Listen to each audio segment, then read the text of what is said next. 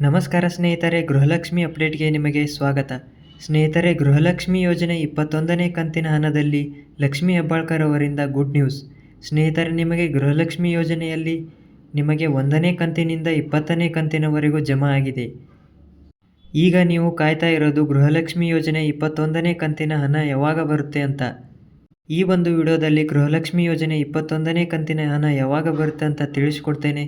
ಅದಕ್ಕಾಗಿ ನೀವೇನಾದರೂ ನಮ್ಮ ಚಾನಲ್ನ ಮೊದಲನೇ ಬಾರಿಗೆ ನೋಡ್ತಾ ಇದ್ದರೆ ದಯವಿಟ್ಟು ನಮ್ಮ ಚಾನಲ್ಗೆ ಸಬ್ಸ್ಕ್ರೈಬ್ ಆಗಿ. ಸ್ನೇಹಿತರೆ, ಈಗ ಟೋಟಲ್ ಆಗಿ ಗೃಹಲಕ್ಷ್ಮಿ ಯೋಜನೆಯಿಂದ 40,000 ರೂಪಾಯಿ ಬಂದಿರುವಂಥದ್ದು.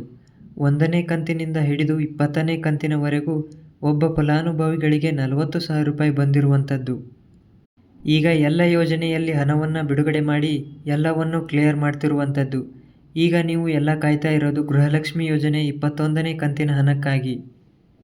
ಈಗಾಗಲೇ ಹಣ ಬರಬೇಕಿತ್ತು, ಆದರೂ ಇನ್ನೂ ಹಣ ಬಂದಿಲ್ಲ. ಯಾಕೆ ಬಂದಿಲ್ಲ ಅಂತ ನೀವು ಕೇಳ್ಬೋದು.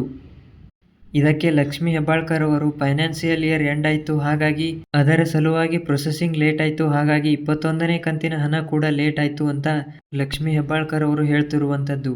ಸ್ನೇಹಿತರೆ, ಗೃಹಲಕ್ಷ್ಮಿ ಯೋಜನೆ 21ನೇ ಕಂತಿನ ಹಣಕ್ಕಾಗಿ ಹಣಕಾಸು ಇಲಾಖೆಯಿಂದ ಹಣವನ್ನು ಬಿಡುಗಡೆ ಮಾಡಲಾಗಿದೆ ಅಂತ ಹೇಳಿದ್ದಾರೆ.